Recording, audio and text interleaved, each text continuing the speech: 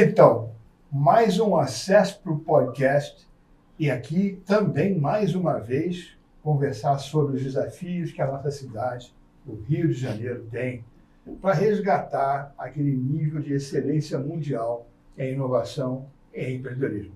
Ela já tem isso, o que ela precisa é comunicar isso para o mundo.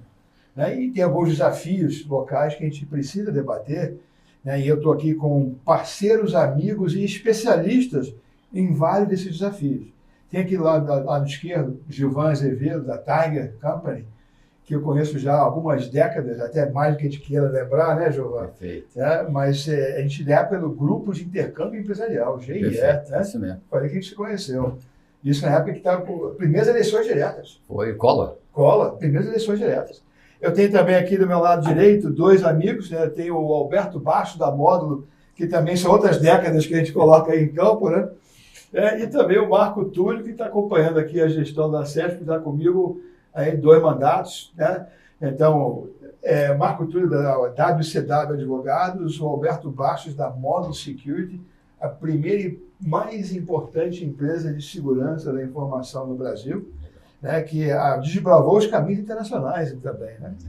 Mas então, nós viemos aqui conversar um pouco sobre, né, o que está faltando para o Rio de Janeiro realmente deslanchar e recuperar essa posição de destaque que ela tem no cenário mundial. Né? Porque a gente sabe o quanto que nós somos capazes de inovar, o quanto que somos criativos, né, e como é que isso traduz em empreendedorismo. Né? E eu sei que, Giovanni, você andou conduzindo uma pesquisa com relação a esse tema, né? Eu gostei que você trouxe, né, os pontos que a gente considera chave, né, que é você ter talento, capital de risco, infraestrutura, o apoio governamental de maneira correta. Claro. Né? Porque a gente vê, às vezes, o governo querendo apoiar e acabar atrapalhando. Né? Exato. Mas já que temos uma pesquisa como base, até para conversar mais, eu queria passar a palavra primeiro para você, Giovanni, e que você nos trouxesse um pouco desse contexto, né, da pesquisa que você fez e dar o contexto também do Gilvan Azevedo. Tá ótimo. Robert, muito obrigado pelo convite. Aos colegas também, obrigado aí pela participação. Prazer estar com todos vocês. Então, Robert, tudo na vida, em consultoria, a gente diz que tem uma historiazinha, né? Um storytelling. Inclusive, para startup, a gente cobra isso delas, né? Que elas contem uma historinha.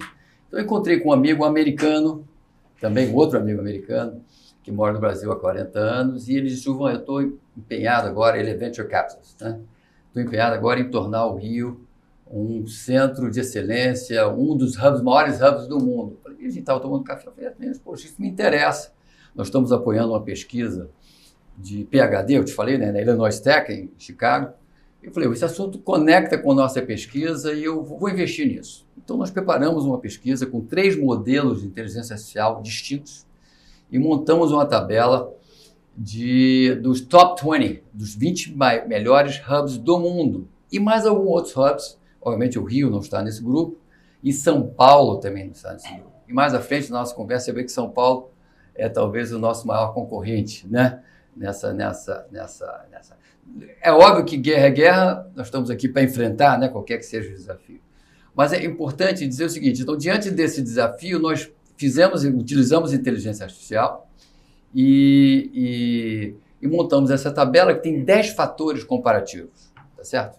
Os 4 principais quais são? Talento, obviamente, você precisa de pessoas dispostas a correr risco, né? Dispostas a falhar. Você precisa de capital. Eu preciso de capital exatamente porque, geralmente, o Robert sabe disso bastante, vocês também, quando se investe num projeto de inovação, 5 a 10%, dependendo da indústria, é que sucede. O resto fracassa. Então, precisa ter dinheiro de risco disposto a investir nisso. Terceiro, eu preciso de infraestrutura, coworking, aceleradoras, eu preciso também de incubadoras e também de acesso à tecnologia de ponta, certo? Depois eu preciso também do apoio do governo. O apoio do governo é fundamental em legislação, seja em regulação ou mesmo criando incentivos, que a gente vai ver que esse é um dos problemas do Rio, para fundos de investimento em risco. Então, essas são as 4 variáveis, né, Robert, que eu falei mais ou menos? Sim. Então, é claro que tem outras. Por exemplo, no estudo nós consideramos qualidade de vida e custo de vida, porque na planilha isso é onde o Brasil, o Rio de Janeiro, de repente, tem alguma vantagem. Praias lindas, né, um pessoal, uma população mais. Mas o que a gente vai ver, eu trouxe aqui a planilha, exatamente, estou com o computador aberto para discutir isso, é que a discussão é muito ferrenha e muito difícil, muito árdua quando você lida com os dados, que é isso que a gente se propôs a fazer. Tem aquela frase que você certamente conhece, antiga, do Deming, né, o pai da qualidade, que diz I believe in God, otherwise bring me the data. Eu acredito em Deus. O resto, bring me the data. E nós estamos, então, baseados exclusivamente nos dados. Então, essa é a minha contribuição que eu quero dar ao grupo, que quando você se baseia estritamente nos dados, tem algumas coisas que mostram os desafios de maneira mais competente. Então, esse é o introdutório a Tiger. Estou me apresentando. Eu atuo em consultoria desde sempre, desde o grupo que nós nos conhecemos, que era o grupo de executivos jovens. Imagina, né? Naquela época nós éramos jovens executivos promissores, né? Executivos e empresários. Ainda somos empresários promissores, não sei se jovens em espírito, talvez. Né? Não, deixa eu pegar. Não tem coisa, mas é o seguinte, o que eu coloco para o mercado e que é uma verdade absoluta. Sim. Eu somente jovem há mais tempo que eles. Exatamente. Isso aí. Porque a gente permanece jovem. E você vê que é o seguinte, né, lá no grupo de intercâmbio empresarial, nós, na nossa juventude, já percebemos um valor fundamental, que é esse que a gente celebra aqui agora, que é a da cultura associativista. É muito né? É da colaboração, é da força do coletivo. Juntos somos mais. Juntos somos mais. Pois é. Lá no GIE, a gente já fazia isso. E nós éramos apenas jovens naquele momento, e agora só somos jovens há mais tempo. Eu gosto muito da frase, quando se pergunta em inglês, how young are you? Em vez de how old are you, how young are you? Então, eu estou nessa linha, isso aí. Eu sou bastante jovem. Mas então, trazendo de novo a pesquisa, nossa empresa é uma empresa que atua nas Américas, é uma empresa global, de construir em transformação e inteligência artificial, tá certo? E o problema que a gente resolve, o que é? É atender as empresas e startups, principalmente as startups, que querem ter uma consultoria global e não têm o dinheiro ou querem que os sócios cuidem dela. Então, esse é o nosso propósito. Eu vou passar a palavra, então, e depois a gente pode falar da pesquisa. Tá bom. Pode mostrar as pesquisas, são dados muito interessantes, mas é o que eu queria trazer para a nossa discussão. Legal, Giovanni. Eu vou passar aqui para o Túlio, porque o Túlio já andou levantando a bola aí, porque é o seguinte, cara, tem uma coisa aprovada e não encaminhada, né? Não está regulamentada, e nós estamos aqui comendo poeira, né? E ficando cada vez mais para trás no cenário nacional. Conta um pouco aí para a gente. E acho que é muito bacana, até estou muito curioso para ver os dados da pesquisa, né? Porque essa questão dos rankings, que a gente tem diferentes rankings, né? Ou métricas de medir inovação de ecossistemas, né? Tanto nacionais quanto internacionais. E eu até me interesso por esses rankings, sempre quando sai a gente comenta aqui dentro. E o INPI, ano passado, ele lançou o Índice Brasileiro de Inovação e Desenvolvimento. Certo. O que o INPI fez? Ele pegou uma métrica que é o Global Innovation Index, que é uma métrica já muito difundida, e tentou aplicar ele aqui no Brasil, né? Adaptando. Ou seja, ele fez uma comparação entre os estados do Brasil. Né? Certo. E o que mostra esse índice do INPI? O Rio de Janeiro está na 4ª posição dos estados do ranking nacional. Atrás de São Paulo, Santa Catarina e Paraná. Engraçado, porque os pontos positivos, que historicamente, né, a gente se destaca em todos esses rankings, são capital humano, o Rio de Janeiro está na 2ª posição, seus pontos positivos. Economia criativa está na 2ª posição. Pontos negativos nesse ranking. Instituições está em 9º lugar, economia em 8º, negócios em 6º. É claro que instituições abrange um monte de coisa. É uma formação de contexto. Ele vai desde tempo de deslocamento urbano de mobilidade, taxa de homicídio, qualidade fiscal dos municípios, ou seja, é uma cesta assim, muito completa. Né? Mas uma das questões que a gente tem clareza, né, que a gente tem que melhorar, e que está relacionada com a questão da articulação, ou da falta de articulação que a gente tem no ecossistema do Rio de Janeiro, é a questão do arcabouço jurídico, o arcabouço legal que a gente tem. A gente tem, no caso aqui do Rio de Janeiro, a gente tem uma lei estadual de inovação aprovada, com muita discussão, ela ficou muito tempo sendo discutida na Assembleia Legislativa, ela é aprovada, depois de muita negociação, ela é sancionada pelo governo, mas nunca foi regulamentada. Então, a efetividade desse instrumento é muito reduzida. Por quê? Por exemplo, você tem vários itens que você não consegue aplicar da lei porque ela não foi regulamentada. Mas a própria criação de instâncias de governança e de discussão, como o Conselho Estadual de Inovação, ele não é criado, nunca foi criado. E a gente não tem tanta clareza por que a lei não foi regulamentada até hoje.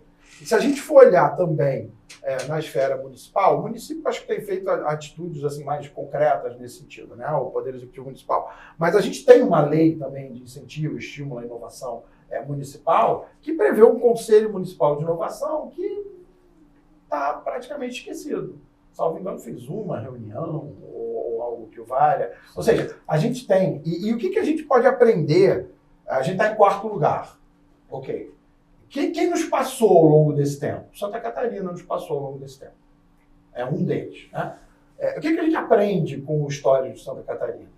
Uma articulação muito forte entre os atores do ecossistema e também a existência de arcabouço jurídico estabelecendo regras que alimentam e fortalecem essa articulação. Tá? Então, assim, isso é algo que aqui no Rio de Janeiro a gente não tem. E aí, aproveitando já para puxar um gancho e talvez já falando demais nessa primeira intervenção, é algo que, assim, a gente já conversou sobre isso aqui na SESPRO, eu pessoalmente insisto nessa tecla. Um dos diferenciais que eu entendi de Santa Catarina foi quando eles resolveram fazer o que eles chamaram de Pacto pela Inovação. Eles reuniram diferentes atores do ecossistema público e privados, se reuniram e lançaram um programa chamado Pacto pela Inovação. E que não é simplesmente um blá blá blá de fazer um coquetel e tirar uma foto, etc. e tal. É um programa que tem, cada entidade participante tem uma responsabilidade, tem metas, tem acompanhamento. Então, dando só um exemplo aqui, INPI, uma autarquia federal, faz parte do pacto lá em Santa Catarina. Qual é o papel do INPI? Realizar atividades de capacitação, treinamento, conscientização sobre a importância da proteção de ativos de propriedade intelectual. É o papel dele no pacto. Porque o que cabe é ele. O outro ator tem um outro papel, o outro ator tem um outro papel, mas isso é feito de maneira coordenada. E quem é que lidera esse pacto? É a secretaria, o poder público aí tem um papel essencial. Tá. Tem um papel essencial, mas a gente tem uma participação muito forte do empresariado também. Empresariado local, evidentemente. A gente tem a criação dos centros de inovação lá, uma das consequências desse pacto, que são geridos, né, e muitas vezes instalados dentro de associações empresariais lá em Santa Catarina. Porto Alegre lançou o pacto deles também, chama Pacto Alegre. E o grau já Rio Grande do Sul vai ser o 4. O grau de desarticulação que a gente tem aqui no Rio de Janeiro, das diferentes e muitas vezes bem intencionadas medidas, é que chama atenção. Existe, né, o trabalho do Sebrae aí com o L, né? Porque eu já peguei aí pelo bastidor que o Sebrae está mais preocupado em fazer a receita de bolo que ele fez funcionar em pequenas cidades, funcionar aqui no Rio de Janeiro, independente se tem encaixe ou não. Tanto que pessoas que estavam liderando o processo do ponto de vista coordenação já desembarcaram, porque não acreditam que aquele modelo que o Sebrae insiste em implementar possa dar certo. Eu torço, né, que na realidade qualquer iniciativa que busca trazer as pessoas e agrupá-las é importante. Mas eu queria ouvir o Alberto um pouco, porque o Alberto lá do balcão do produtor, né, mas há 4 décadas ele lidando também com relações governamentais no contexto da Módulo. Como é que vocês, enquanto Módulo, e esse contexto maior, sentem, né, o que acaba afetando, inclusive, a competitividade da Módulo no contexto mundial, porque tem esse contexto local que não é mais, digamos assim, um impulsionador. Não, é interessante pegar o gancho exatamente dessa questão do ecossistema e da necessidade de se integrar os diferentes atores com os diferentes papéis, né? E a Módulo agora tem dado um foco maior para a gestão de riscos, né? Eu até, em particular, tenho me envolvido muito com isso, desenvolvendo as normas internacionais, e o conceito de risco, que tradicionalmente é visto só como negativo, a gente tem a tendência de olhar, então, quais são as ameaças e tentar nos livrar das ameaças. Mas já desde a análise do SWOT, né, o planejamento estratégico, que a gente sabe que risco tem um viés negativo, que é ameaça, tem um viés positivo para oportunidade. Estou dizendo isso para pegar um contexto em relação a esse nosso tema de inovação, para a gente entender que existem algumas ameaças, né, algo que devia acontecer, que deixam a gente, talvez aqui em termos de Estado, Rio de Janeiro, um ecossistema frágil, né, então a gente fica com algumas fraquezas comparado com outros possíveis concorrentes. A gente já teve isso no passado, onde o Rio de Janeiro era expoente em alguns setores e teve uma migração enorme aí para São Paulo e outras regiões. A gente não pode nem deixar isso acontecer e brigar ao contrário, né? Brigar para criar alguns temas específicos que o Rio de Janeiro se destaque. A gente sabe que o Rio de Janeiro tem algumas vocações que ainda o fazem, talvez, assim, diferenciado, né? A questão das cidades inteligentes, né, que é uma abordagem bacana que a CESP tem trabalhado hoje, desde a experiência do COR, que já ganhou prêmio de cidades inteligentes em Barcelona e em outros lugares, né? A questão de inteligência artificial surgindo agora, isso é uma oportunidade também que a gente não pode deixar passar. Isso é algo que é importante para aglutinar os diferentes atores. A questão, como você estava falando um pouco antes, sobre as universidades, né, os centros de pesquisa e principalmente as universidades para formar quem precisa para trabalhar e para empreender, né? Então isso é interessante. PUC, o FRJ, o ERJ, enfim, todo o leque aí de instituições que a gente tem. O Polo, FINEP e BNDES, que são duas entidades de apoio importantíssimas que a gente tem no nosso ecossistema. A Modo já ganhou 2 prêmios de inovação da FINEP no passado. Bacana. Isso é uma coisa interessante porque, assim, entre todas as áreas, e a gente concorria com gente pesada, né? Teve uma vez que nós ficamos em segundo lugar, perdemos para o cara que fez a solução de pele artificial. Pessoas que tinham queimadura e tinham uma solução de pele artificial. Essa aí devia ser o concurso, não podia nem concorrer, porque os caras foram mega inovadores ali e atacaram um ponto central, né? A gente fez algumas soluções que tinham a ver com a exportação de carne, quando o Brasil, na verdade, estava recebendo sanções internacionais para não importar carne brasileira por conta de febre aftosa. A gente fez uma solução tecnológica lá, sei lá quanto tempo atrás, onde o Brasil provou, através do compliance, que a carne brasileira era bem tratada nesse sentido, aí para alavancar. Então a gente vê que, na verdade, um pouco nessa linha do ecossistema, né, aquele filme, aquela série Dark, está tudo conectado e tudo conectado mesmo. A economia, mesmo as empresas de TI aqui do Rio de Janeiro, né, e hoje em dia todo mundo é digital, tudo é software, tudo é, de uma certa forma, passando aí por essa transformação. O papel que a CESP tem nessa alavancagem, né? Alguns outros setores, games, por exemplo, é uma área que a gente sabe que Rio de Janeiro aqui também é forte, e o nosso setor de cybersecurity, né? Quando a gente tinha nosso escritório nos Estados Unidos, primeiro a gente foi para Nova York e falou, cara, vamos primeiro vender para bancos, né? Mas depois migramos para Atlanta, porque Atlanta era um núcleo de empresas de security. Isso era importante, porque compartilhava profissional, compartilhava, talvez aí também, um pouco para finalizar essa minha primeira participação, a necessidade de se criar esse ambiente propício para que as pessoas se encontrem, né? Aquela tese do Vale do Silício, né? Onde o grande lance é você descer para tomar um café e encontrar um outro cara ali que naquele momento você faz uma parceria, faz um negócio, né? Então, esse papel é importante aí, esse podcast é realmente bem oportuno. Eu não consigo me furtar de uma percepção mais exteriorizada, né? Aí, extraindo o meu lado brasileiro e olhando um pouco como americano, de um desafio cultural enorme que nós temos no Rio de Janeiro, e a partir do nosso próprio empresariado. Por coincidências da vida, eu fui testemunha da criação do embrião do ecossistema de Florianópolis.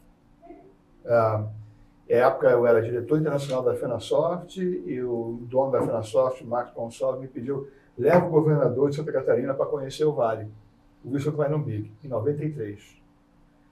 E ele, quando fez lá um percurso de uma semana comigo, quando ele voltou, a primeira coisa que ele fez foi canetar a criação de Tecnópolis, que era ali um ponto onde ia meio um parque tecnológico voltado para incentivar as empresas de tecnologia se sediarem ali e começar a construir o ecossistema. Obviamente isso evoluiu muito, né? Mas o que eu quero pontuar aqui, que eu acho que falta no Rio de Janeiro, é essa coesão do empresariado como um todo, uma única unidade defendendo o Rio de Janeiro. Eles defendem as suas causas, as suas empresas, mas não vejo o empresariado, e aí tem algumas exceções, a gente homenageou na semana passada o Josias Vilar, que é um grande embaixador pelo Rio de Janeiro, né? Esse sim, ele está olhando para a visão do todo. E eu sinto que falta isso, né? E eu não sei se isso aparece na sua pesquisa.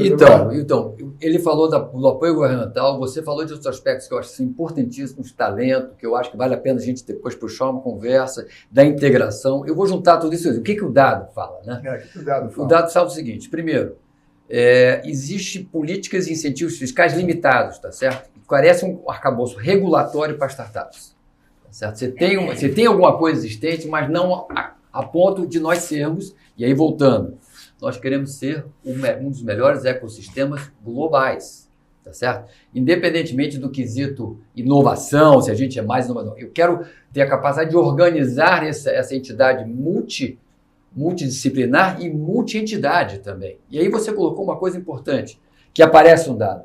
A baixa sinergia entre empresa, entre governo e as universidades. Estamos jogando poker. Entendeu? Então, se esse tripé, que aí sim, que esses dados são baseados em quê? Nos hubs que têm maior sucesso no mundo. Que é por isso que a gente fez a pesquisa. Quer dizer, isso aqui é lições aprendidas. Não adianta a gente tentar reinventar a pedra se a gente não vai aos dados. Como é que fez, eu vou citar isso depois, como é que fez a Singapura, em 1965, para se transformar hoje numa cidade-estado que ela é. Tá certo? E é número 1 no planeta. Como é que ela fez? Eu estou colhendo os ensinamentos que eu li. O Vale é o melhor, você sabe, né? O Vale é o melhor de todos. Eu vou te mostrar, ele está em 7º, tá? O Silicon. Hoje, porque oscila muito. Em 20 anos, o Singapura, de repente, estava em 2º, agora ela está em 7º, e a gente vai comentar isso depois. Mas, então, primeira coisa, falta de integração entre as entidades, tá certo? Baixo incentivo, pouca sinergia. Uma coisa que você fala sempre, Rob, programas de internalização pouco explorados. Não existem programas de internalização no nível que a gente precisa ter para chegar ao top 20 ou ao top 100, tá certo? Não existe, estamos muito longe disso, tá certo? Uma outra coisa importante que temos aqui sim, ambiente regulatório ainda complexo. Escuta, é incentivo de tudo que é lado, né? Então, a gente que lida com startup, onde é que eu vou? Eu vou na FINEP, eu vou ao BNDES. Então, isso tinha que estar, de certa forma, uma integração melhor, que facilitasse, tivesse um roadmap para isso. E para dar um dado dessa semana, está acontecendo agora, vocês todos devem saber, em Paris, o Paris Action AI Summit, tá certo? E eu, por sorte, né, ou coincidência, eu estava vendo uma reportagem dizendo que o Macron vai investir 100 bilhões de euros em ecossistemas de startups. A presidente da European Union, da União Europeia, né, disse que vai investir mais 200 milhões, 150 iniciativa privada e 50 delas da União Europeia. Então, estamos falando de, na União Europeia, alguma coisa, fora dos outros países que a gente... 400 bilhões de euros. E, diante desse cenário, eu ouvi um depoimento, uma pesquisa que foram feitas com pessoas, empresários nos Estados Unidos, e eles não estão dispostos a ir para a União Europeia. Então, com o ensino maravilhoso da França, com a desregulamentação que o Macron pretende fazer, com essa dinheirama toda, o que falta? Nós estamos muito longe disso. O que falta? Isso é uma lição aprendida. Na opinião dos líderes americanos, o que falta é a capacidade, a cultura de trabalhar até a morte. Trabalhar sem parar. Então, isso eu não sei, a gente pode concordar ou discordar, mas isso então, a rejeição que existe para a União Europeia, pode ter todo o dinheiro do lado, mas os caras vão trabalhar na startup como a gente trabalha nos Estados Unidos? Então, fica a dúvida para a gente discutir. Eu diria mais ainda, viu? Eu concordo com esse tema, mas eu acrescento outro fator que é fundamental e que acontece no Brasil, que é a cultura do fracasso. Aqui a gente esconde embaixo do tapete, porque eu não posso nem que fracassar. Exatamente. E lá no Vale, fracassou e aprendeu o quê? Né? Ou seja, não existe a penalização pelo fracasso. Então, o fracasso é o entendimento que você está em campo tentando fazer acontecer. Só não erre 2 vezes, né? Porque ele não está prestando atenção. Pô, né?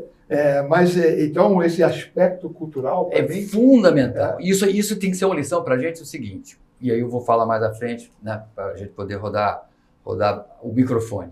Quer dizer, o que Singapura fez é também um outro indicador de como a gente deve seguir, mas uma coisa é certa, não é falta de dinheiro, que está dinheiro sobrando, não é falta de regulação, tem alguma coisa a mais que é cultural. Vamos seguir nessa linha, né, que eu acho que eu tenho um outro viés, né, e eu vou passar aqui para o meu vice-presidente de articulação política, né, que é o Marco Túlio, que é a questão também da nossa fragmentação na estrutura político-partidária. Uhum. Quantos partidos políticos tem no Brasil hoje? Não sei dizer. São tantos. Essa é a resposta que eu mais recebo. Não sei. Eu sei quantos são, porque eu fui lá contar e fico contando. Quantos são? 36. Mas só que são 36 sem qualquer ideologia. Né? O cara todo 36 pires. Né? Cadê aqui a minha agenda própria? Tem uma entrevista que eu quero compartilhar com todos nós e quem está nos ouvindo, Em 2004, foi o 40º aniversário da Revolução. E o Globo foi entrevistar alguns celebridades daquele momento, 64, celebridades de 2004, e pegaram também um cientista político americano especializado no Brasil, chamado Albert Fishlow, da Columbia University. E aí um jornalista pergunta para ele, aproveitando que o senhor é especializado no Brasil e é americano também, conta para mim qual é a diferença que você enxerga na estrutura política partidária Brasil e Estados Unidos. Aí o cara riu e falou, isso é fácil responder. Aí o jornalista ficou, como assim? Não, olha só, pensa que no meu país eu tenho sempre republicanos e democratas. Os partidos são sempre os mesmos.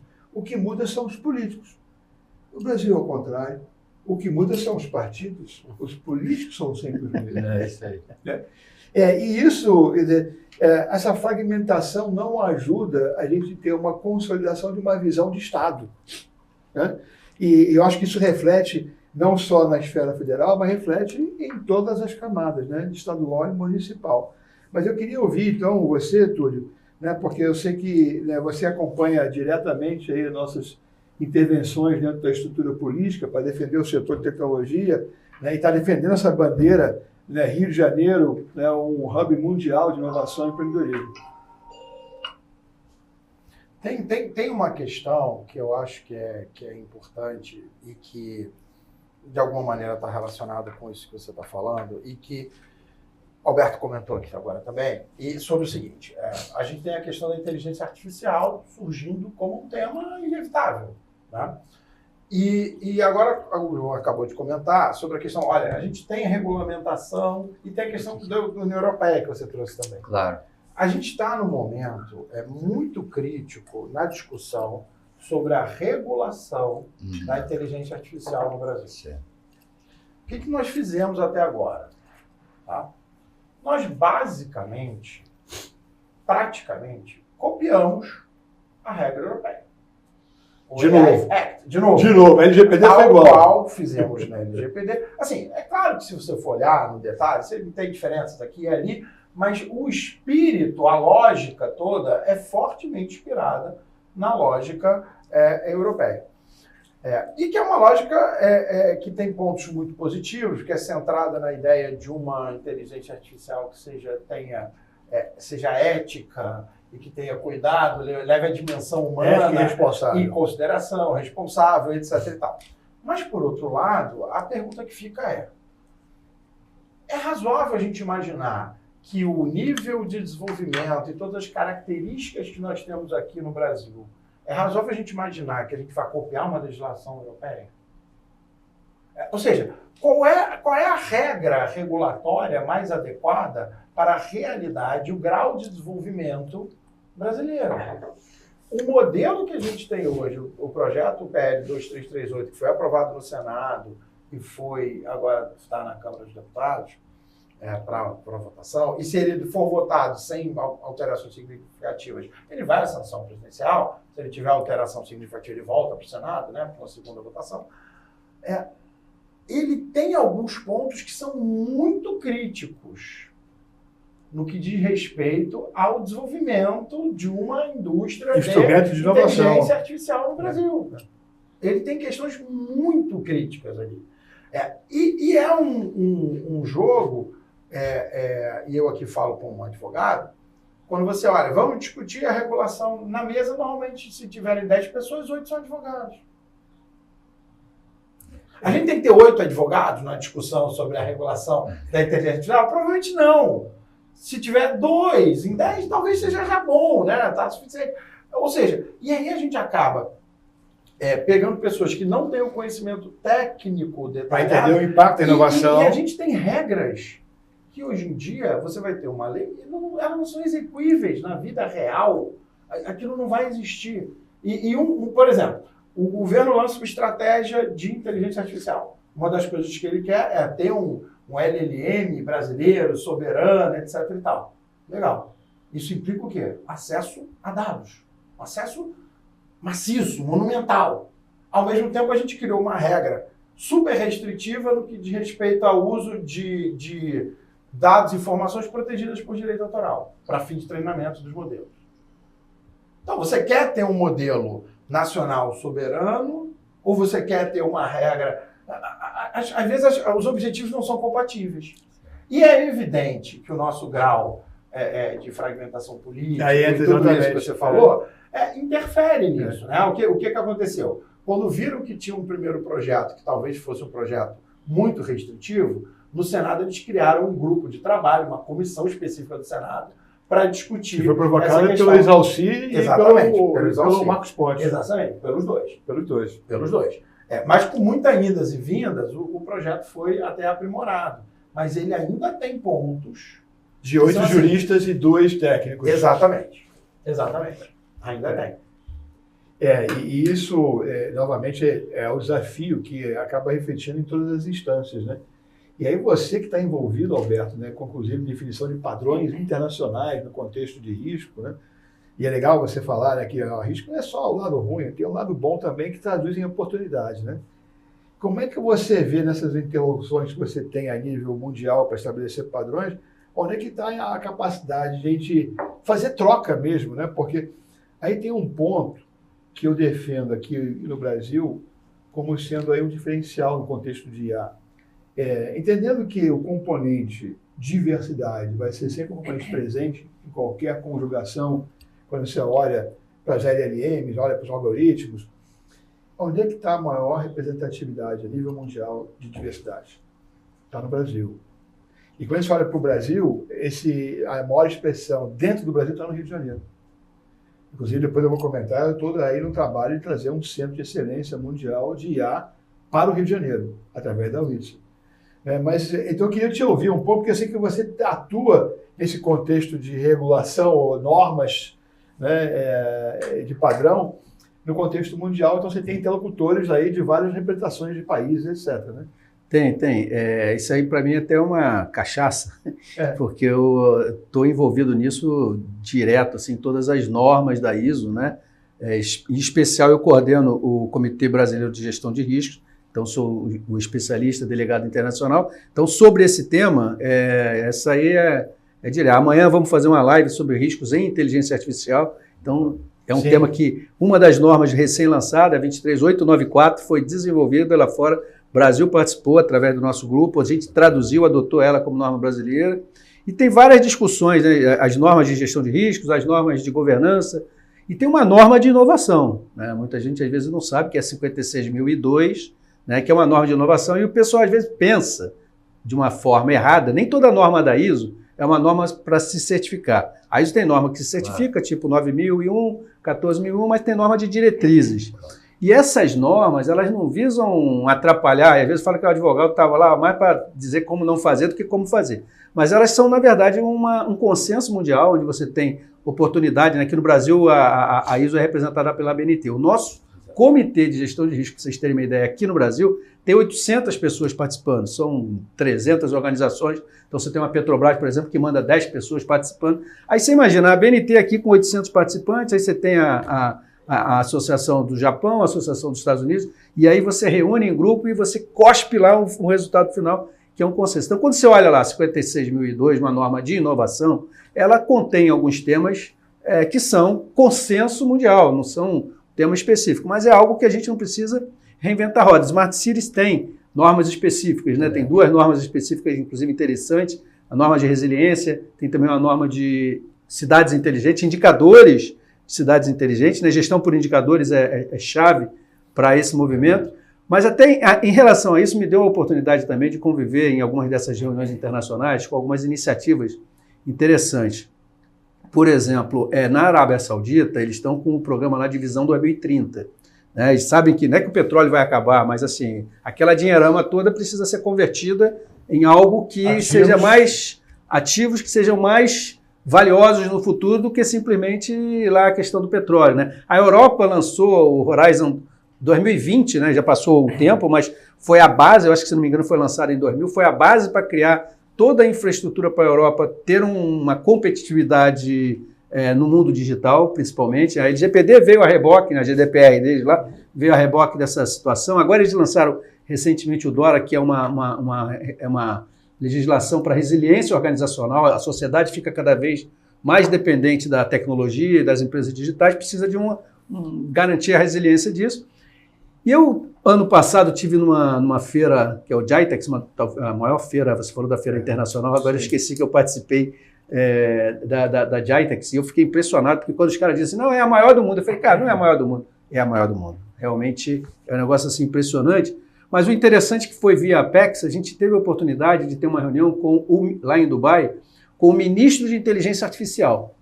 Assim, independente do que nós falamos lá com o ministro, eu falei assim, gente, o país, Dubai, tem um ministério de inteligência artificial. E a gente visitou vários centros de inovação deles ali em Dubai, e a estratégia, né, não só Dubai, os Emirados como todos, Sharjah também, Abu Dhabi, a estratégia é exatamente tentar imaginar o cenário futuro, onde o mundo vai estar daqui a 10, 20, 30 anos, e, na verdade, entender o que é que precisa ser feito para a gente ser um ator relevante naquele cenário. Então, assim, é muito interessante. O Rio, né, voltando agora para o Rio, nosso tema aqui, né, o Rio tem lá a questão do Parque Tecnológico do FRJ, você estava falando, é um tremendo avanço, né? A questão da Startup Rio, eu não sei que fim levou, se ainda está em pé ou não está, mas foi uma ótima iniciativa. Sim. É necessário manter, às vezes a gente perde a iniciativa, às vezes por questões até, não sei, políticas e tal, né? O Porto Maravilha, talvez agora também numa tentativa da gente aglutinar, tem incentivos na questão das empresas que se localizam, lá. Se sediam lá, né? Então, acho que, devolvendo a bola aí, não sei se teus dados levantaram esse ponto aí, criar um grande programa para o Rio, né? Um Rio Innovation, sei lá, tem que ter um marqueteiro bom aí para criar esse programa que vai aglutinar os diferentes atores e vai mobilizar todo mundo em prol de uma visão única, né? E aí qual é o meu papel aqui? Como INPI eu tenho esse papel, como FINEP eu tenho esse papel, como a CESP eu tenho esse papel, como empresa eu tenho esse papel também, né? Então, uma grande articulação, porque eu acho que é isso que a gente precisa. Inclusive, eu admiro a sua empresa há bastante tempo, nós atuamos na área de segurança, somos bastante rigorosos também com conhecimento da ISO, e no Brasil a moda é uma referência nesse tema, né? Então, eu acho que a colocação que você estava fazendo, de que nós precisamos customizar, localizar, né, a regulação da IA, eu acho procedente, e acho que a gente tinha que seguir essa linha, digamos assim, essa linha que você colocou, nos basear no International Standards, que existem para isso, e já estão sendo discutidos, né? Por mais que eu queira localizar, nós precisamos sim, como se diz, nós precisamos beber um pouco dessa sabedoria internacional, como você faz quando você vai nos seus reuniões. Então, esse é o primeiro ponto. Mas eu queria trazer a conversa para os dados do talento e da questão, você falou de IA, do centro de IA, você também falou de IA e você também falou de IA. Então, um dos fatores que apareceu na pesquisa, muito interessante, que todos vocês devem estar a par, é que o talento é fundamental, falamos isso na abertura. Precisamos de talento para que o nosso ecossistema do Rio de Janeiro, ou brasileiro, se a gente quiser pensar no lado de ciência, tenha competência e consiga se destacar. Tá certo? Quais são as sugestões que surgiram nos dados? Primeira coisa, nós precisamos ter um foco de formação em IA. Essa é a nossa perspectiva. Foco de formação em IA. Né? E aí nós temos a PUC, eu sou ex-aluno da PUC, eu fiz engenharia, e graduação e mestrado lá, e ele criaram agora, Robert, não sei se você viu, um centro de inteligência artificial. Sim. Investiu 30 milhões de reais, né? Botaram um prédio, vai ter um prédio só de inteligência artificial. Então, aí eu vou aproveitar aqui que você me levantou a bola. Por favor.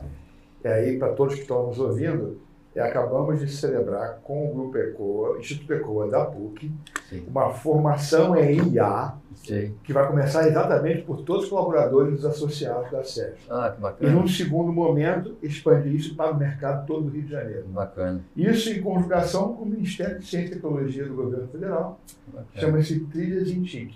E a gente montou todo um roteiro pedagógico para a formação especificamente em IA. Bacana. Aí na tua alma mater.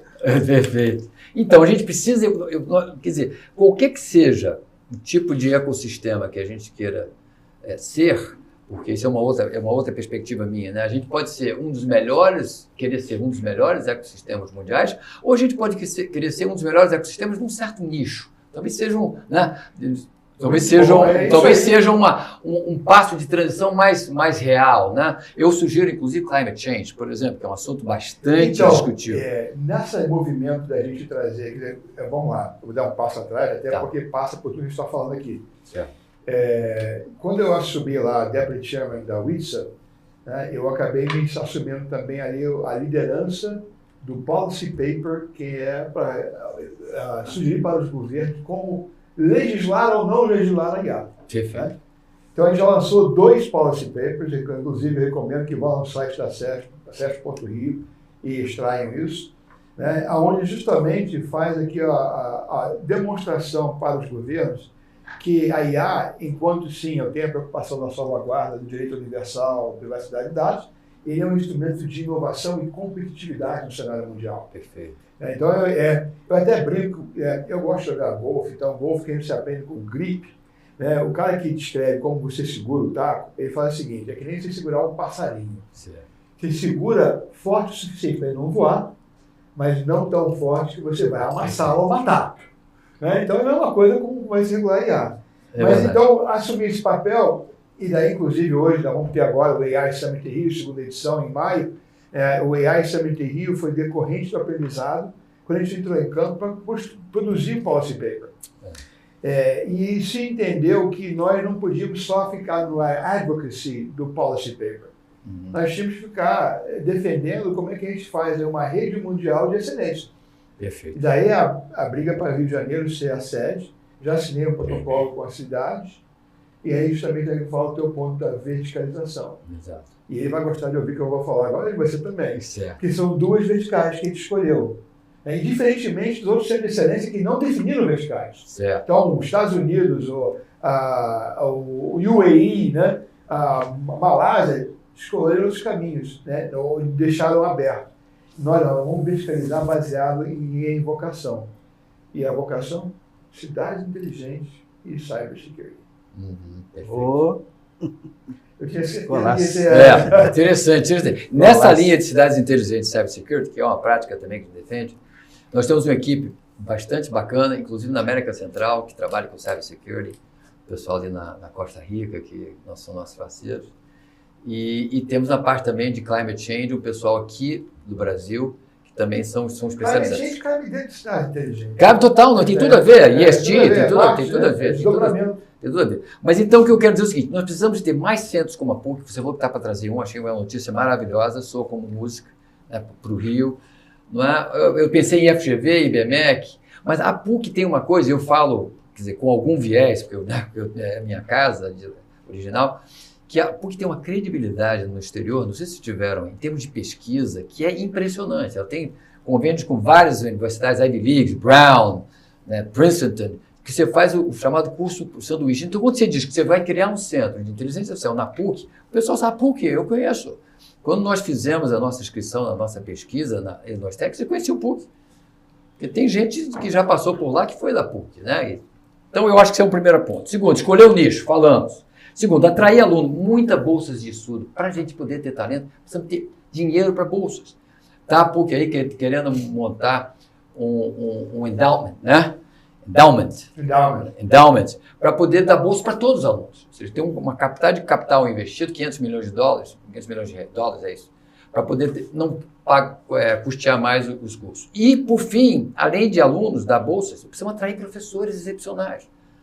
Você não adianta a gente achar que a gente tem os professores, não, a gente tem que atrair os crânios de lá. Você quer pegar praia aqui no Brasil, tem aqui o salário igual, tá certo? Você vai trabalhar em pesquisa. Isso aí, lá é uma correlata. Né? Eu, quando fiz faculdade nos Estados Unidos, eu primeiro fiz junior college, eu tinha que pagar a faculdade, né? Então, claro. E eu estava trabalhando como garçom na época. Bacana. Então, eu fiz junior college, que era mais barato. Bacana. E eu fiz Monterey Peninsula College. E eu tive os melhores professores, todos oriundos de Harvard, Yale, Cornell. Por quê? Eles queriam se aposentar em Monterey. Sensacional, é isso. Porque é um lugar sensacional para se aposentar. Que aí é o meu ponto. Claro, mas é isso. A gente tem que postar, o Rio de Janeiro é um lugar sensacional para morar. Então venha para cá, né, fazer a sua aposentadoria. E depois eu vou explicar que eu tirei essa ideia do primeiro-ministro de Singapura.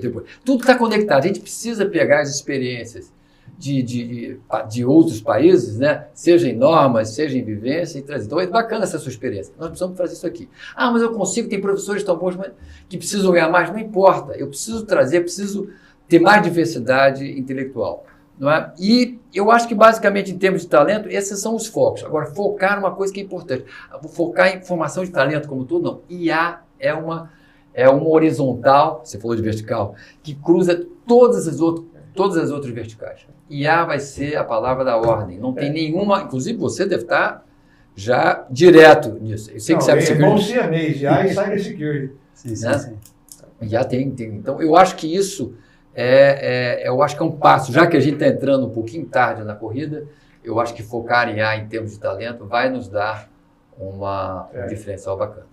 Não, perfeito, né? E essa é a oportunidade que se apresenta para o Rio de Janeiro voltar a ter esse protagonismo a nível mundial, né? Aproveitar que ele tem essa bolsa, né? Esse reduto de talentos, né? Não podem ficar indo embora, né? E aí acho que cabe justamente todos esses atores atuarem nessa questão de forma coletiva e mostrar isso para o mercado e incentivar as pessoas a entenderem, pô, não é que eu vou para lá, eu vou ficar aqui, porque é aqui que vai acontecer, né?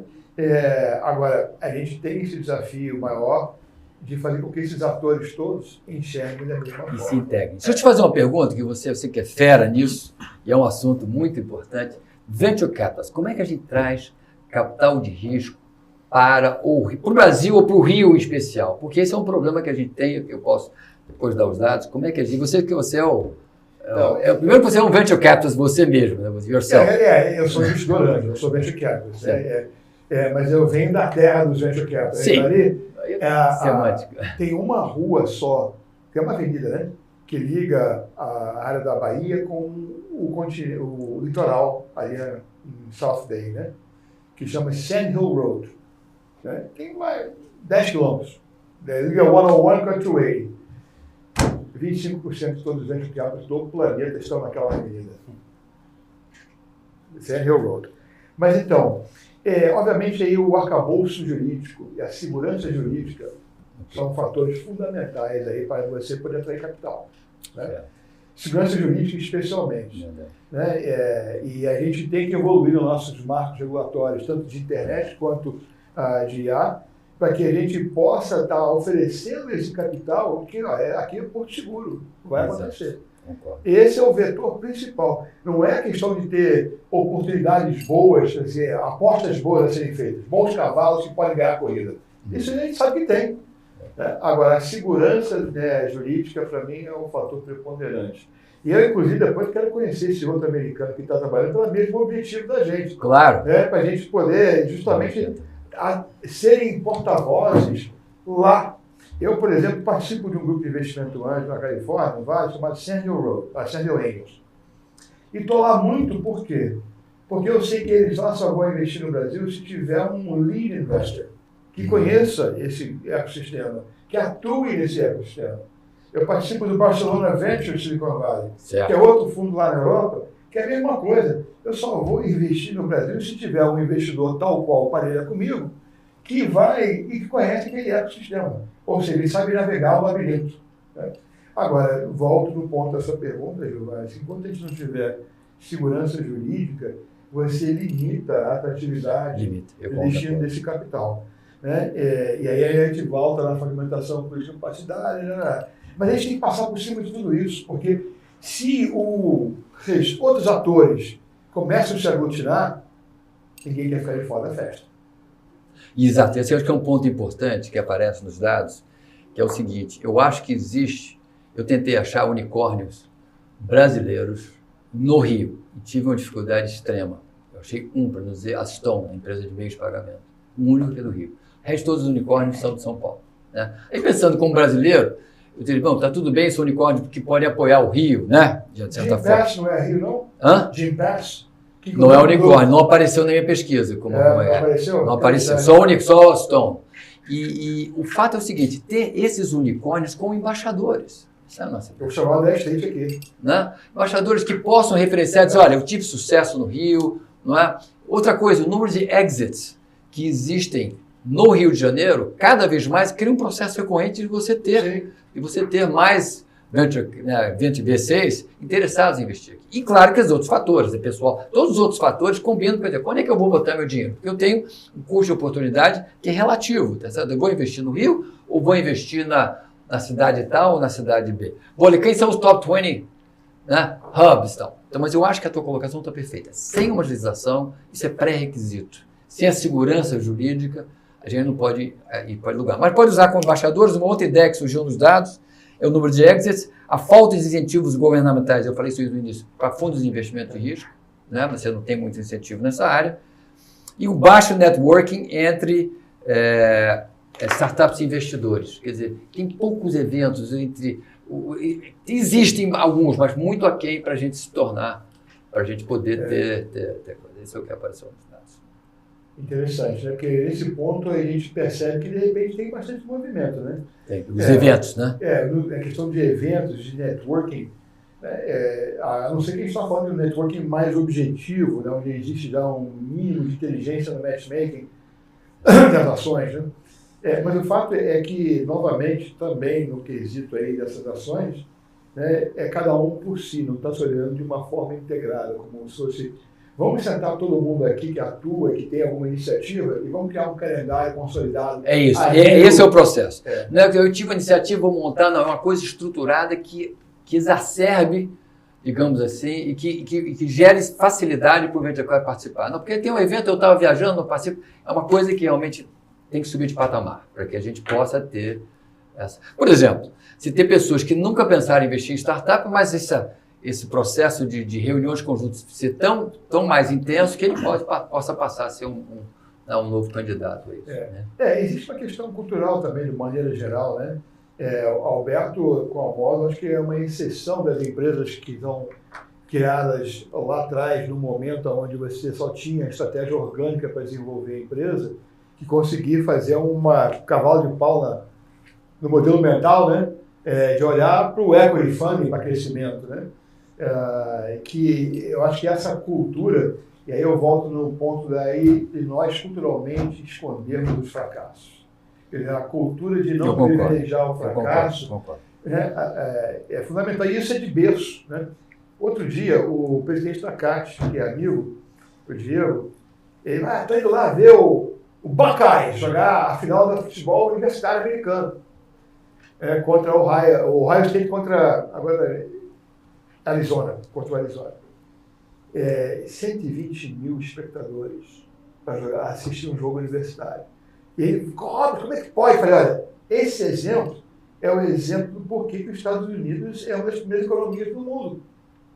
Como assim? Não, porque não começou na universidade. Primeiro, ali está se exercitando a competitividade, que um dia vai traduzir nas carreiras daqueles jogadores. Certo. Que começou no high school, não começou na universidade. Todo esse modelo da competitividade dentro do esporte, aí você vê as Olimpíadas, por que a China quer bater os Estados Unidos? Porque é uma representatividade de domínio econômico. Né? E algo que nos falta também nessa formação de berço, né, de competitividade. Eu digo que, normalmente, aqui a gente tem a competitividade correlacionada com a quantidade de bons relacionamentos que eu tenho, que faz eu andar, faz eu mover o envelope. Né? E nos Estados Unidos não tem amigo, não. É amigo depois. Aqui é competitividade, é pau na máquina. Né? Nessa linha que você está falando, tem uma entrevista de Jeff Bezos, eu escrevi aqui para comentar com vocês, que ele diz o seguinte, que os Estados Unidos é imbatível em venture capitalists. Por quê? Porque eles estão dispostos a entregar 50 milhões de dólares para qualquer empresa para correr um risco de perder, porque na realidade eles têm essa visão, como você muito disse, que tem fracasso e tem sucesso. E que tem mais detalhes lá, porque também que é o give back. Né? Claro. Lá. Né? Você vê, o venture capital surgiu como? As fábricas, quando o William Shockley foi o cara que pegou o que o De Paulo Alto fez, que foi criar a válvula, né? Ele pegou a válvula, que era como se fazia a transmissão, e botou no transistor. Tá? Então ele foi para o Vale, porque a mãe estava doente, em Santa Clara, né? Mas ali se estabeleceu o primeiro movimento de instalação das fábricas de semicondutores. Não tinha naquele momento uma razão financeira dentro dos instrumentos bancários que pudesse financiar a construção daqueles grandes galpões, aquelas máquinas enormes, compridas, de fabricação de semicondutores. Quem é que investiu? numa maneira que ele pega, eu vou reinvestir no meu próprio setor. Foi o caso da HP, foi o caso na ocasião, era DEC, agora não me lembro exatamente o nome, mas foram os empresários de tecnologia bem-sucedidos da época que investiram e se tornaram o quê? Os venture capitalists. Porque não tinha naquele momento um banco que pudesse bancar a infraestrutura tão necessária. Eu cito esse exemplo, porque o Roberto, na Módulo, se você tiver 50 milhões de dólares assim, para você montar uma nova versão de inteligência artificial, você ia ficar chateado? Não. Então, o que eu quero dizer é que é muito difícil competir, é isso que a gente está trazendo para a mesa. Fica muito difícil competir com os outros players globais quando você tem, assim, talento sobrando, dinheiro sobrando, uma regulação inteligente. Então, a gente tem que se superar nesse sentido e aproveitar essas lições, né? Sim. Trazer esses caras para cá, por algum motivo que seja, devagarzinho, né, por um processo recorrente. Mas isso é uma briga. Não é suficiente só colocar o dinheiro, né? Porque a gente vê que a gente precisa do mercado também acontecendo. Muitos desses cases de sucesso que acontece, por exemplo, principalmente no mercado americano, a base é o governo comprador, né? Então, várias dessas empresas de segurança que explodiram tiveram seus primeiros grandes contratos bancados lá. A gente fez algumas apostas aqui no Brasil, por exemplo, na área de defesa, né? A Módulo hoje é uma EED, né? Uma empresa estratégica de defesa. A gente tem o PED, o nosso software é um produto estratégico de defesa, mas todo o investimento que a gente fez, toda a coisa que a gente fez, a gente tem um contrato hoje, que é com os Centros de Defesa Cibernética do Brasil, mas assim, não tem mais nenhuma outra. Então, a pessoa que aqui no Brasil resolver viver de defesa, ele não sai do outro lado. Então, a ideia era, na verdade, criar o que até nesse setor de cybersecurity, é criar o que seria o mercado dual, né? Então, não é que as empresas precisassem viver do mercado de defesa, mas que, por exemplo, naquela época, um dos grandes projetos, né, o CISGAS da Marinha, da Amazônia Azul, da Marinha, o projeto Proteger do Exército, que é toda a ação não militar que o Exército tem, isso, na verdade, é um embrião para uma solução padrão de cidades inteligentes, de conectar a IoT, de integrar sistemas, né? A gente participou da criação dos 10 centros integrados de comando e controle desde a época da Copa do Mundo, depois se aproveitou na Olimpíada, mas depois tudo virou pó. Todo aquele investimento, toda aquela aposta realizada, que era para ter uma continuidade, né, de manutenção e de gestão depois, o pessoal simplesmente sucateou aquela tecnologia. Os CICCs existem aí, tá, as câmeras e tal, evoluiu devagarinho, mas assim, o Brasil podia ter realmente ali criado um ecossistema mais forte para que as soluções... A FINEP fez algumas iniciativas, por exemplo, dentro das chamadas de inovação, que era a questão específica de segurança pública, né? Então, soluções específicas que pudessem ser comercializadas ali, e aí é o poder do Estado financiando, na verdade, não como um capital de investidor, mas como um capital de cliente, né? Isso é um ponto importantíssimo, que é uma tecla que a gente vem batendo aqui na SESP há muito tempo, o uso do poder de compra do Estado para estimular a inovação das empresas. A gente hoje tem instrumentos jurídicos muito mais adequados do que a gente já teve no passado, com diversas modalidades. Encomenda tecnológica, o contrato público de solução inovadora, o CPSI, que está no marco legal da startup, e outros instrumentos jurídicos. E o que a gente tem visto, né, quando a gente conversa com gestores públicos, é uma conjugação de, primeiro, desconhecimento desses instrumentos, e segundo, os que conhecem têm medo de utilizar um instrumento jurídico que é novo, né? E a gente poderia, aqui no Rio de Janeiro, inclusive, estar usando muito mais fortemente os mecanismos jurídicos que a gente tem de estímulo ao uso do poder de compra do Estado para incentivar a inovação. Tá? A gente tem instrumentos que são muito interessantes hoje em dia para fazê-lo. E os próprios, assim, e às vezes os próprios os órgãos de controle, o Tribunal de Contas da União, tem feito um trabalho muito grande para estimular esses mecanismos de compras de inovação pelo poder público. Ou seja, os próprios órgãos de controle estão parecendo mais, digamos, ousados, entre aspas, do que os gestores públicos, que não é uma coisa muito comum ou trivial. Eles criaram, eles têm hoje em dia um site, um portal, que é um banco de informações com sugestões de como implementar modelo de contrato, tem um roadmap completo para os gestores para poder estimular a compra de inovação pelo poder público. O que está faltando nesse caso aí é conhecimento e coragem, tá? Sinceramente. Então, falando que está faltando, nós estamos chegando aqui, no nosso tempo está esgotado já, então eu vou pedir cada um de vocês, eu ia ser ousado, né? Ia falar, pedir uma palavra-chave. Não dá. Deixa eu só fazer um comentário antes de você encerrar o programa, porque ele falou o seguinte, essa integração que a gente falou antes, governo, empresa e universidade, é o caminho, que eu acho que aí você consegue ter um governo, né, oferecendo um lastro, que você colocou muito bem, um lastro de serviços, para a gente poder exatamente desenvolver a tecnologia, né? Para a gente poder desenvolver a nossa startup. Então, eu acho que é uma coisa importante. Você acabou de colocar a sua frase, né? Você está falando... Eu tinha que falar outra coisa. Vai em frente, roda aí que eu quero falar do Luiz João, fala. Então, o que eu quero que cada um de vocês aí faça o seu fechamento, mas é fechamento no modelo Elevator Pitch. Uma frase. Foi lá. Então, assim, no tiro, integração. Eu acho que integração porque é o ponto principal para que cada ator nesse ecossistema possa entender o seu papel e colaborar de uma forma que a gente consiga ter uma visão única para chegar lá. Então, um movimento integrado de alinhamento, de sintonia, de sinergia, de parcerias, para que todo mundo consiga cumprindo os seus objetivos. Vai ter concorrências aí pelo meio, mas precisa ter muita cooperação. Então, ainda que tenha concorrência, que seja o competition, né? Então, concorre, mas compete junto, porque a gente precisa criar o mercado, a gente precisa desenvolver a questão do arcabouço legal para regulatório, para que as coisas aconteçam. A gente precisa estimular os centros acadêmicos para formar o tipo de profissional que estejam dentro do nosso foco, para que eles estejam e fiquem aqui. Então, integração, eu pensei aqui, essa é talvez a palavra para encerrar. Muito bom, obrigado, Alberto. Mais ou menos a mesma linha, uma palavra, articulação. Articulação. Eu acho que tem aí a vontade da articulação, né, na minha visão. Mas vamos lá, Giovanni. Lições aprendidas. Eu vou explicar que ele falou. Tem uma experiência que eu reuni aqui do primeiro-ministro da Singapura. Por que Singapura é hoje o 7º maior hub do mundo, tendo saído de uma área assim? Ele tomou 3 medidas que são contestáveis, foram contestáveis na época. Primeiro, ele disse que todo mundo iria passar a falar inglês, o país ia passar a falar inglês. Como é possível? Eles tinham cultura da Malásia.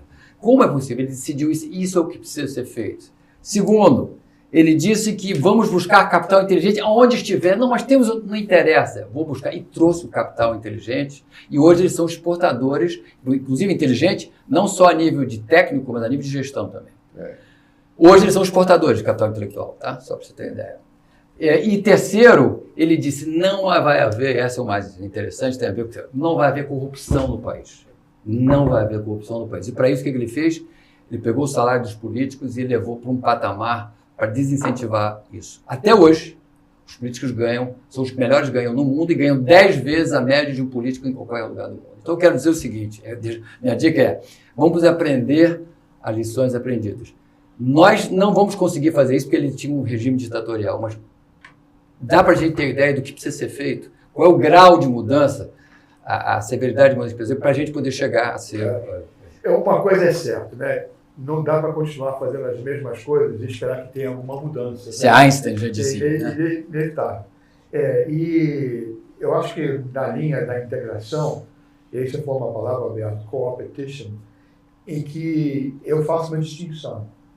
Eu tenho até um artigo publicado no meu blog que eu falo que é o seguinte, competition, ele é muito positivo, né? Porque significa que eu tenho um projeto, eu sou concorrente, né? 2 concorrentes ou mais vão colaborar naquele projeto. Mas o projeto acabou, cada um vai para o seu quadrado, né? E aí, competição de novo. O que eu defendo como tese é a gente subir na visão e chamar de partnership. Porque eu não estou colaborando apenas num projeto, eu estou colaborando numa visão estratégica. É onde todo mundo comunga, porque que se eu investir meu tempo e colaborar para que o Rio de Janeiro seja um hub mundial de inovação e empreendedorismo, a minha fatia individual aqui embaixo vai ser melhor e maior também. Mas eu tenho que, de forma desprendida, estar colaborando aqui em cima. É a palavra integração e a equação do partnership é isso. Eu boto de lado projetos que podem até ser conjugados juntos ou competindo, mas eu estou junto aqui na visão maior, né? E essa é a defesa que a gente tem tido com o acesso. Tá? E aí a gente quer acreditar que a CESP, nossa posição também internacional, e usando essa alavanca internacional, ela consiga colocar todo mundo nessa visão única. Né? Porque hoje, em torno dos atores que estão aí em campo, eu acho que a CESP é que reúne a melhor possibilidade internacional de expressão e de atuação em função da nossa posição na UISA. Né? Então eu quero deixar aqui, né, que o que meus colegas aqui estão colocando no final é que se nós não formos verdadeiramente juntos, não temos como ser mais. Então, eu até acrescentei lá no almoço, falei, eu quero que eu tenha uma quarta palavra nesse juntos somos mais. Então, estava presente, perdeu esse, mas aqui, já fica para o próximo. Juntos, sempre seremos mais. E estou deixando uma para o Rio que eu criei. Tem que ser autoral um pouco. Né? Para o Rio de Janeiro, nessa união, em frente sempre seguiremos. Que se a gente não continuar tentando colaborar e criar a força do coletivo colaborativo, eu individualmente vou ganhar uma ou duas partidas, mas não vou ganhar a Champions League. Então, é isso. Eu quero agradecer muito a presença de vocês. Foi show de bola essa conversa. Que nossos ouvintes, né, possam aproveitar bastante. E não se acanhem, façam contato conosco, né, venham participar aqui na CESP, porque a gente faz isso sistematicamente. O que é? Celebrar a força do coletivo colaborativo. Juntos, sempre teremos mais.